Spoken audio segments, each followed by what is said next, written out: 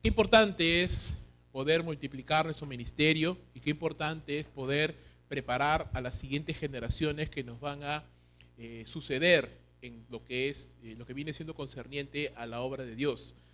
Podemos pensar en muchas ilustraciones, no tengo el tiempo para tocarlas todas, pero tal vez pudiera hacerle mención en el Antiguo Testamento a Moisés, que estuvo a punto de desfallecer por causa de ocuparse él solo de toda la carga que tenía con respecto al pueblo de Israel, a los problemas y situaciones que ellos vivían, pero el consejo sabio de su suegro Jetro le ayudó a que él pudiera formar líderes que le ayudaran en la administración de lo que venía siendo pues, en ese momento la nación de Israel. Luego esto vamos a verlo con mayor detalle, con una mayor claridad y relevancia para la iglesia del Señor en el texto que acabamos de leer, donde considero que es uno de esos tesoros que encontramos en la palabra de Dios, donde podemos ver un poquito más de cerca el corazón y el pensamiento de Pablo y de la filosofía de ministerio que él tenía para su trabajo, para el trabajo que Dios le había encomendado. Así que vamos a ver aquí a Pablo, como era su costumbre, entrando en una sinagoga para predicar el evangelio y también, como era costumbre, encontrar oposición de parte de los judíos.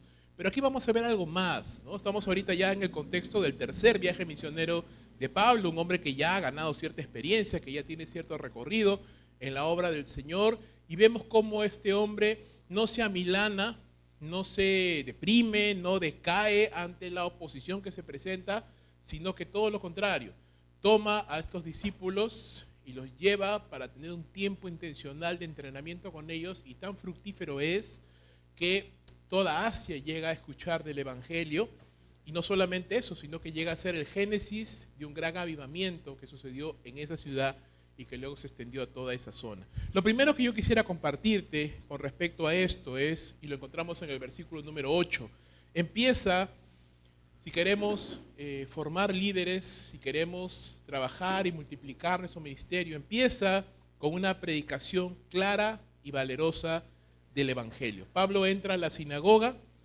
y empieza a compartir la palabra de Dios. Acá vamos a ver tres verbos, ¿no? Tres aspectos de este ministerio de la predicación. El primero dice, habló con denuedo, ¿no? Habló con denuedo, predicó con valor, con ese poder y ese valor que viene de la comunión que Pablo tenía con el Espíritu Santo, con Dios, con este denuedo y la convicción de saber que estaba predicando el evangelio que es capaz de salvar vidas, este evangelio que viene de Dios. Pablo predica con denuedo y es lo primero que él hace, y eso es algo que nosotros tenemos que también examinarnos a nosotros mismos en el sentido de no perder el ánimo, hermanos, no perder el ánimo de predicar el evangelio. Amén. No perder el ánimo de predicar el evangelio. Es lo único que puede cambiar a las personas. Las personas no van a cambiar en las iglesias por nuestro temperamento o nuestra forma de ser. Hay y noto, hermanos, una perniciosa influencia de ciertas ideas del mundo cuando hablamos de liderazgo en la iglesia. Mucho se habla del carisma del líder, mucho se habla de que sea un líder carismático, que sepa llegar a la gente y le sepa hablar y lo sepa tratar. Y hasta cierto sentido eso es verdad, hasta cierto sentido. Pero no podemos pensar o llegar a pensar que todo en el ministerio, como bien hemos escuchado en las conferencias anteriores, todo en el ministerio depende del líder.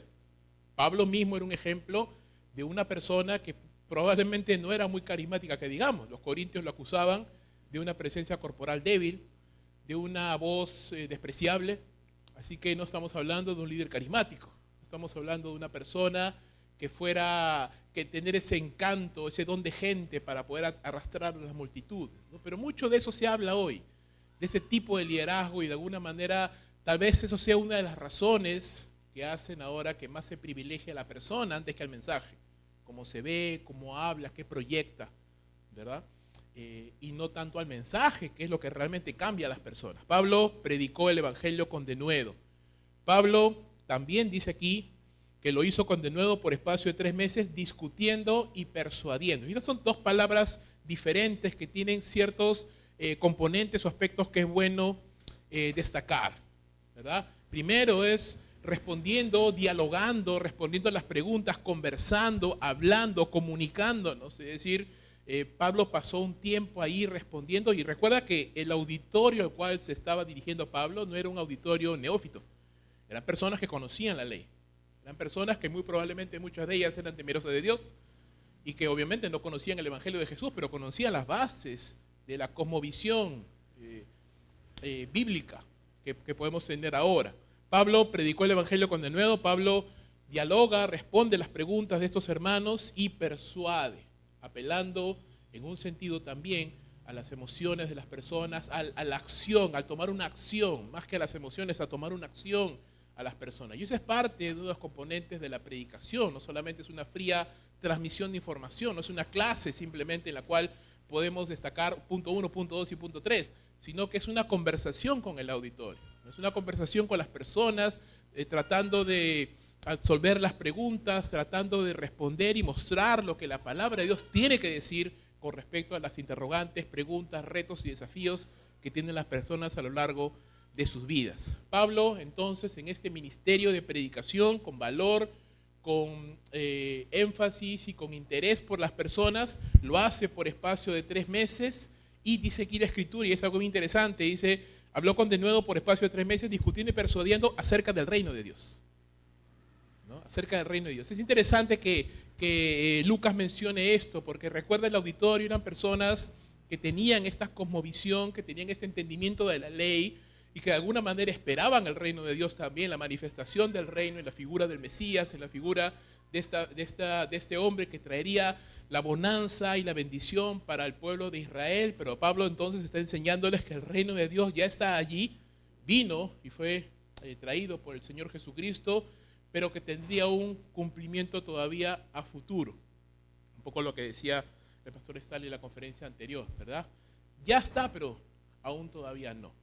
Pero que esto significaba, ¿verdad?, este rey que viene a instaurar su reino, al cual los creyentes somos parte, ciudadanos de ese reino, con una obediencia al rey, con un carácter propio de un ciudadano de ese reino, aspectos del reino de Dios interesantes que demandan la fe, la obediencia a este rey, Jesús, este rey que muere crucificado, pero que resucita después de 3 días para ser hecho Señor de señores y Rey de reyes. Pablo entonces, me hubiera gustado estar ahí, ¿verdad? Creo que a todos nos hubiera gustado estar ahí escuchando esas disertaciones de Pablo durante 3 meses, hablando acerca del reino de Dios, hablando de cómo las profecías del Antiguo Testamento tenían su cumplimiento en la persona de Jesús, cómo el reino de Dios prometido por los profetas luego ya tiene su cumplimiento en la persona de Jesús. Debe haber sido maravilloso. Y Pablo pasa un buen tiempo allí, 3 meses, hablando y discutiendo, vuelvo a repetir, persuadiendo acerca de esto con las personas. Y esto es lo primero, entonces, hermanos, que la Biblia o que el ministerio de Pablo nos exhorta a poder hacer.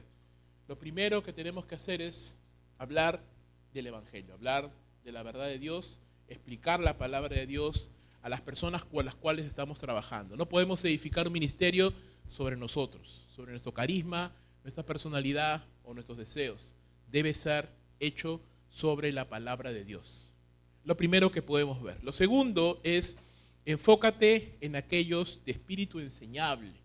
Enfócate en aquellos de espíritu enseñable. Versículo número 9. Empieza con esta palabra que muchos no queremos leer, ¿verdad? Pero todo iba bien, ¿no? Hasta ese momento. Pablo predicando, Pablo enseñando, discutiendo, abriendo las escrituras, mostrando a los discípulos, a las personas todas estas cosas. Pero los problemas ocurren, como usted y yo sabemos, ¿verdad? En el ministerio los problemas ocurren. ¿Qué pasó aquí? Hasta este punto todo iba bien, hermanos. Era el hombre correcto. Pablo era un siervo de Dios. Nadie lo puede negar ni dudar. Pablo era un hombre correcto, un hombre espiritual, un hombre temeroso de Dios, llamado por Dios.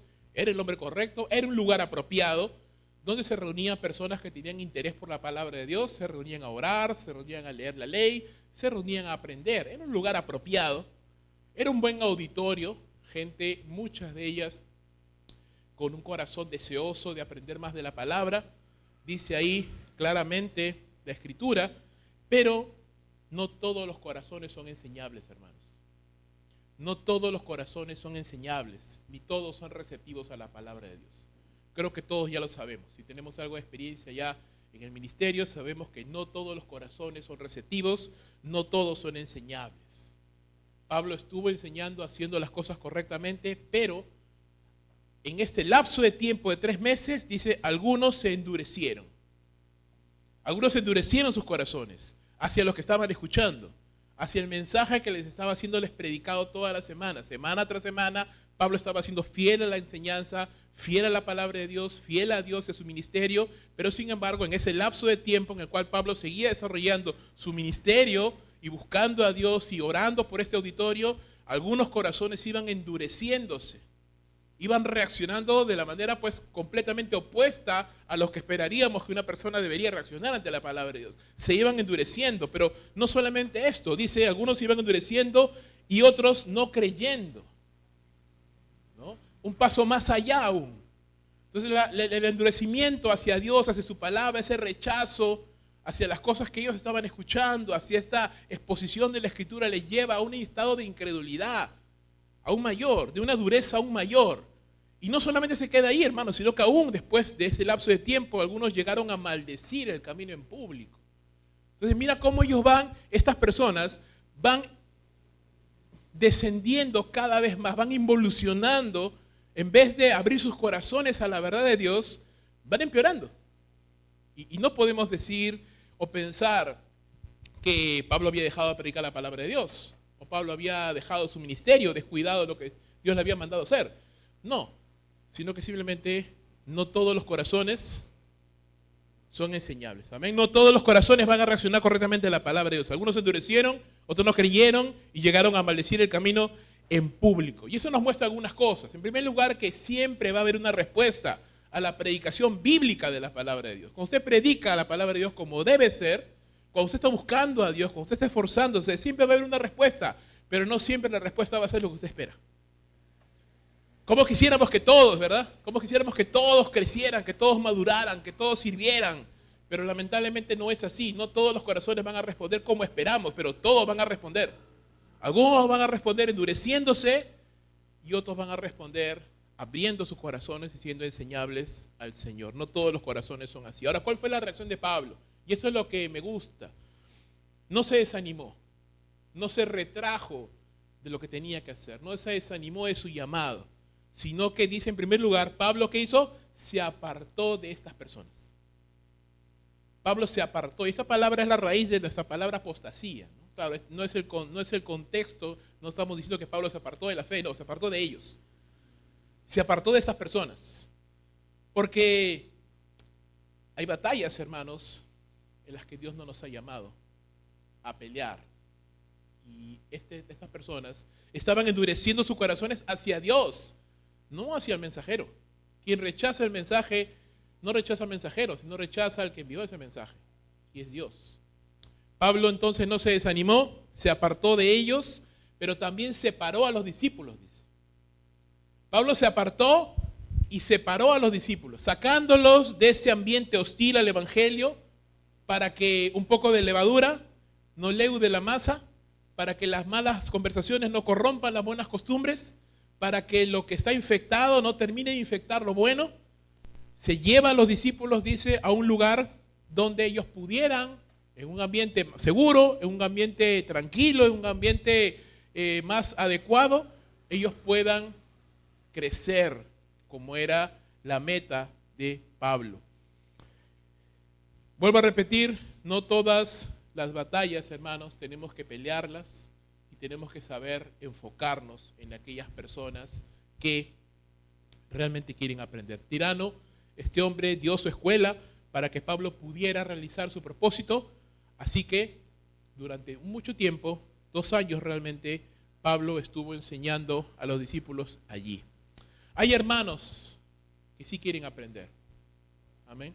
Hay hermanos que sí quieren responder afirmativamente a la palabra de Dios. Tenemos que ser amigables con todos. Amén. El siervo del Señor dice, debe ser amable con todos. Tenemos que ser amigables con todos. Tenemos que tratar siempre de amar a todos, pero invertir nuestro tiempo solo en lo que Dios nos ha llamado a hacer y en aquellos que están realmente dispuestos.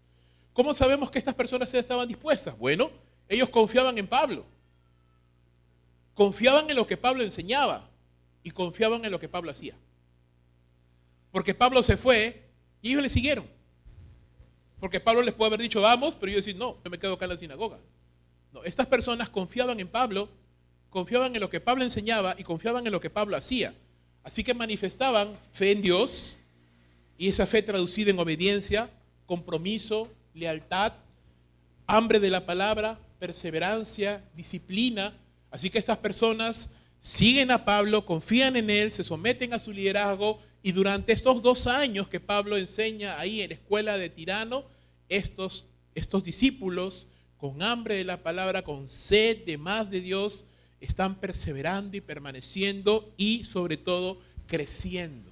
En un ambiente de compromiso, en un ambiente de obediencia, en un ambiente de fe, en un ambiente de sujeción a la autoridad, en un ambiente de disciplina. Ese es el caldo de cultivo, si pudiéramos decirlo así, para el crecimiento de los discípulos. Ese es el mejor ambiente. Así que, mi querido hermano, si usted y yo tenemos que preocuparnos por algo, más allá de la indumentaria, más allá de la logística o de cómo se ven nuestros templos, que es algo bueno, lo más importante es si nuestros ministerios tienen ese ambiente. Si las personas pueden confiar en nosotros, en lo que decimos y en lo que hacemos, ¿verdad? Si podemos desarrollar esa relación de compromiso, de lealtad, tanto de los hermanos hacia nosotros, como de nosotros hacia los hermanos. No todos lo van a hacer, es verdad, pero van a haber algunos que sí lo van a hacer. Y aquí, gracias a Dios, hubo un grupo de personas que lo hicieron. Entonces, ¿qué podemos ver hasta el momento? Prediquemos la palabra del Señor de una manera bíblica, de una manera valerosa, y también podamos tener este medio ambiente donde nuestros líderes puedan crecer, puedan fortalecerse. Tratemos de evitar todo lo que pueda infectar el proceso de desarrollo de ellos, como también el nuestro, ¿sí? Y por último, perseveremos y miremos cómo Dios multiplica el ministerio. Versículo 10. Así continuó por espacio de 2 años, dice, de manera que todos los que habitaban en Asia, judíos y griegos, oyeron la palabra del Señor Jesús. Pablo persistió en esto durante 2 años. Fueron 2 años largos, 2 años de enseñanza, 2 años donde en este ambiente saludable estos creyentes, estos discípulos pudieron madurar, ¿no? Pudieron madurar. Dios da el crecimiento, hermanos, y lo hace a través de la obra de su Espíritu Santo, por medio de la enseñanza y el ejemplo de un liderazgo saludable. La convivencia de Pablo con estos hombres durante 2 años, en esta enseñanza sólida, bíblica, durante estos 2 años, esta convivencia que tuvo con ellos, pudo permitir el crecimiento en estos hombres. Así que estos discípulos crecieron y replicaron, por supuesto, lo que habían visto de Pablo. ¿Cuál es el resultado? Algo maravilloso. Toda Asia, judíos y griegos, oyeron la palabra del Señor Jesús. Y es, pues, inaudito pensar que fue Pablo el único que predicó a toda Asia. No, fueron ellos, multiplicando el ministerio de Pablo, el alcance del ministerio de Pablo, permitiendo que Pablo y su ministerio pudieran llegar más lejos y hacer más cosas, no por él solamente, sino por estos creyentes, estos discípulos que entendieron el reino de Dios, que entendieron ese compromiso, que entendieron qué significa ser parte de la iglesia, comprometidos con su Señor, comprometidos con la enseñanza, con un buen testimonio, que estaban creciendo y pudieron desarrollar en este ambiente sus dones y talentos para que Dios los pudiera usar de una manera poderosa. Pablo fue bendecido al ver multiplicado su ministerio en estos discípulos.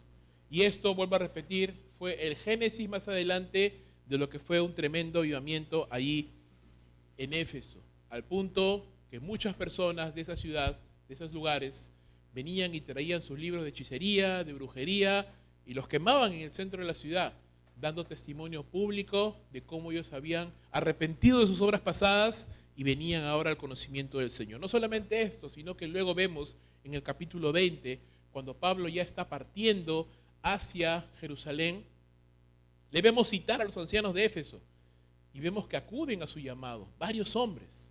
¿De dónde salen todos estos? eran hombres que Pablo había entrenado, con los cuales él había pasado tiempo. Entonces, ¿qué es lo que podemos entender de este pequeño pero profundo pasaje, hermanos? En primer lugar, enfoquémonos en lo que Dios nos ha llamado. Predicar la palabra de Dios, como dijo el mismo Pablo a Timoteo en su segunda epístola, a tiempo y fuera de tiempo. No dejemos de predicar el Evangelio, como decía algún cántico por ahí, dejemos el resultado al Señor. Amén. Prediquemos el Evangelio y sigamos predicando el Evangelio. No todos van a reaccionar de la manera que quisiéramos, pero todos van a reaccionar. Algunos, lamentablemente, con un mal corazón, pero otros sí van a querer. Un expositor antes dijo, no podemos controlar la manera como otros reaccionan, pero sí podemos controlar cómo reaccionamos. Yo podría añadir también, no podemos controlar cómo va a responder el corazón de una persona ante la palabra.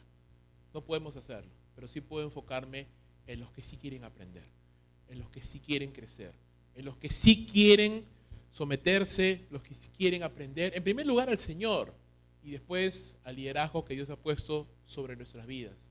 Enfoquémonos en esas personas.